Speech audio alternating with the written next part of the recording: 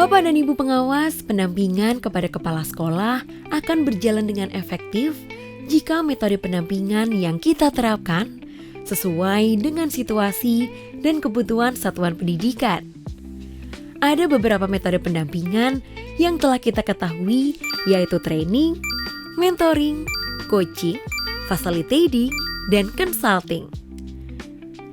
Video ini secara khusus akan membahas tentang metode consulting, khususnya mengenai kapan kita perlu menerapkan metode konsultasi terhadap satuan pendidikan, dan apa saja situasi yang menentukan fungsi kita sebagai konsultan. Berikut ini adalah beberapa situasi yang dapat menentukan kapan pengawas sekolah perlu menerapkan metode konsultasi terhadap satuan pendidikan. Pertama, pengawas sekolah melihat bahwa satuan pendidikan membutuhkan masukan, pertimbangan, dan rekomendasi untuk pengembangan organisasi, pengambilan keputusan penting, atau penyelesaian masalah. Kedua, masukan, pertimbangan, dan rekomendasi pengawas sekolah akan menjadi dasar bagi penyusunan strategi, kebijakan, atau program satuan pendidikan. Jika kita melihat situasi tersebut, maka metode pendampingan yang dibutuhkan satuan pendidikan adalah metode konsultasi. Pengawas sekolah berfungsi sebagai konsultan dan menjadi sumber pengetahuan utama. Format komunikasinya adalah individual atau berkelompok. Mari kita lihat contoh kasus berikut. Kepala sekolah SMKN 10 Teluk bernama Pak Lukas merasa tidak berdaya terhadap situasi sekolahnya. Perasaan tersebut bersumber dari capaian rapor pendidikan yang ternyata belum memenuhi ekspektasi sekolah. Sebagaimana tugasnya, Pak Lukas bermaksud membuat perencanaan berbasis data untuk peningkatan layanan pendidikan di sekolah. Pak Lukas sudah paham tahapan yang harus dilaluinya. Namun, Pak Lukas masih mengalami kesulitan dalam analisis akar masalah. Untuk mengatasi kesulitan tersebut, Pak Lukas memutuskan untuk meminta bantuan pengawas sekolah, yaitu Bu Siti.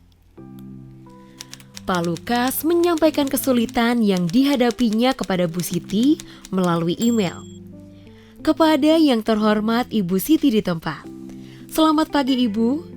Bersama email ini, izinkan saya menyampaikan keperluan saya, yaitu mohon bantuan Bu Siti sebagai pengawas sekolah. Saat ini saya sedang membuat perencanaan berbasis data. Pada tahap ini saya mengalami kesulitan dalam menganalisis akar masalah yang ada di rapor pendidikan.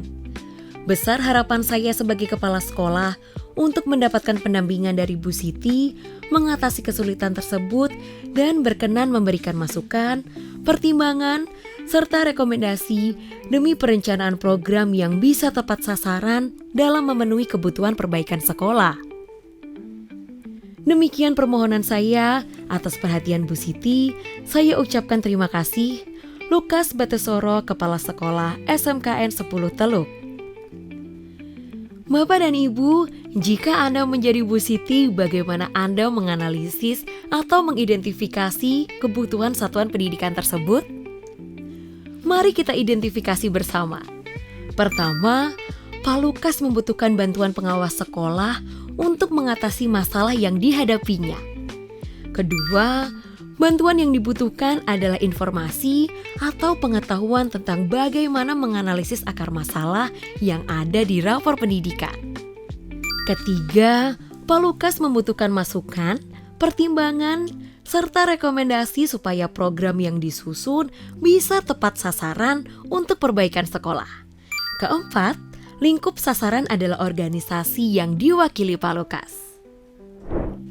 Jika indikasi tersebut kita bandingkan dengan tujuan, luaran, sasaran, sumber pengetahuan, dan cara komunikasinya, maka kecenderungan metode pendampingan yang dibutuhkan Pak Lukas adalah metode konsultasi.